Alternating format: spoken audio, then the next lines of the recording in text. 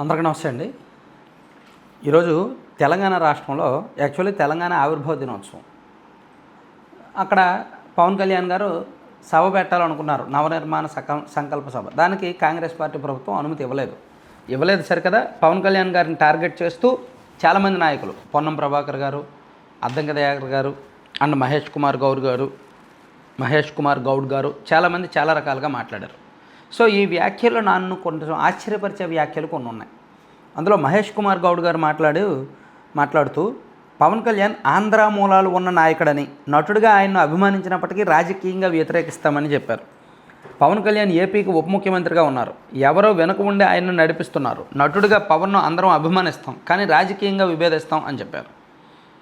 And Andhra మూలాలు ఉన్న నాయకుడు తెలంగాణలో రాజకీయం చేయడానికి వీల్లేదు అన్నట్టు మాట్లాడారు. నాకు ఆశ్చర్యకరమైన విషయం అదే.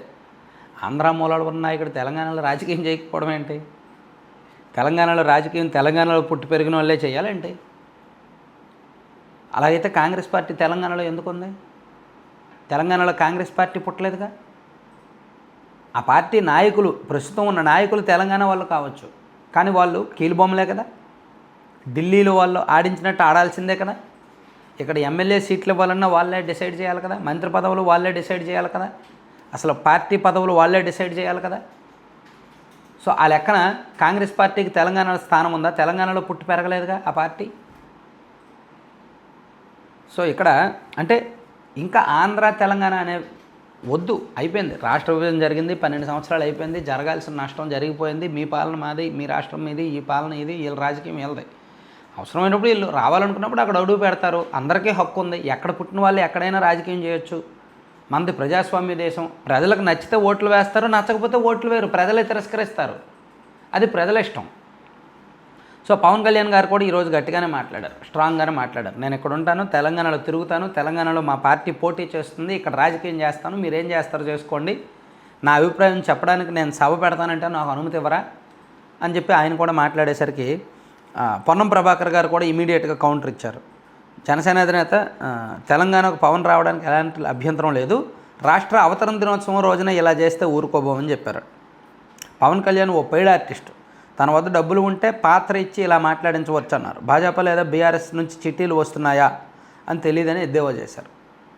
4 నెలల క్రితం పవన్ వచ్చినప్పుడు తెలంగాణ ప్రభుత్వం ప్రోటోకాల్ ఇచ్చి స్వాగతించింది. ఆ విషయం మర్చిపోయి మాట్లాడితే ఎలా? రాష్ట్ర ఆవిర్భావ దినోత్సవం రోజు సప్పెట్టుకోవడం సరికాదు. ఏపీలోనే ఏమీ చేయలేదు, ఇక్కడ ఏం చేస్తారని మీరే చెప్పారు. భాజపాలో ఎవరో సరిగ్గా మార్గదర్శకం చేయట్లేదు, ఏపీలోనే గెలవలేకపోయారు, ఇక్కడికి వచ్చి ఏమిటి రభస అని ఆయన చెప్పారు. అలాగే అద్దంకి దయాకర్ కూడా కొంచెం స్ట్రాంగ్గానే మాట్లాడారు.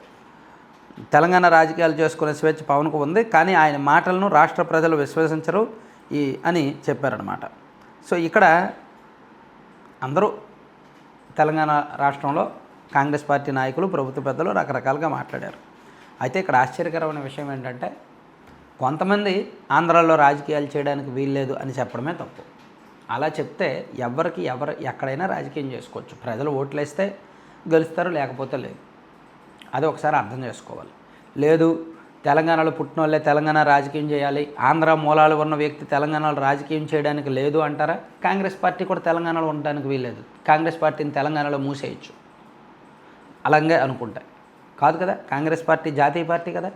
సో తెలంగాణలో రాజకీయం చేయొచ్చు కదా, అందరూ చేస్తారు. సో నేను ఫైనల్గా రిక్వెస్ట్ చేసేది ఏంటంటే, ప్రొఫెసర్ నాగేశ్వర్ గారు తను ఒక మాట మాట్లాడారు, తప్పుడు వీడియో చేశారు, ఆ తర్వాత వ్యాఖ్యలు ఉపసంహరించుకున్నారు. అయినా సరే దాన్ని 2 రాష్ట్రాల మధ్య చిచ్చు పెట్టాలని ఆయన ప్రయత్నించారు.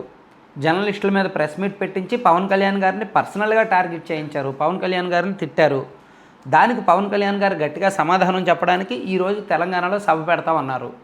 సో అప్పుడు ఆయన ప్రొఫెసర్ నాగేశ్వర్ గారు స్వలాభం కోసమో స్వార్థం కోసమో ఆయనకు మైండ్ పోయో మరి అలా జర్నలిస్టులందరినీ తీసుకొచ్చి రెచ్చగొట్టి ప్రెస్ క్లబ్లో మీటింగ్ పెట్టి పవన్ కళ్యాణ్ గారి మీద వ్యక్తిగత దోషణలు చేయడం, ఆ తర్వాత పవన్ కళ్యాణ్ గారు తెలంగాణలో సభ పెట్టాలని డిసైడ్ అయ్యారు. అంతకుముందు ఆయనకు ఆలోచన లేదు. పైగా హైదరాబాద్లో చెరువు ఆక్రమణ చేశారని చెప్పి ఒక ఆరోపణ కూడా చేశారు. దానికి కూడా ఈరోజు పవన్ కళ్యాణ్ గారు సమాధానం చెప్పారు. సో ఓవరాల్గా నాకేంటంటే, నాకు ఒకే ఒక పాయింట్ అభ్యంతరం. ఆంధ్ర మూలాలు ఉన్న వ్యక్తి తెలంగాణలో రాజకీయం చేయడానికి వీల్లేదు అని మాట్లాడడం మాత్రం కరెక్ట్ కాదు. ఎవరు ఎక్కడైనా రాజకీయం చేసుకోవచ్చు. ప్రజలు ఓట్లేస్తే ఓట్లేస్తారు, లేకపోతే లేదు. ఆ లెక్కకు వస్తే బీజేపీ, కాంగ్రెస్ రెండూ కూడా తెలంగాణలో మూసేయాలి పర్మనెంట్గా. Thank you.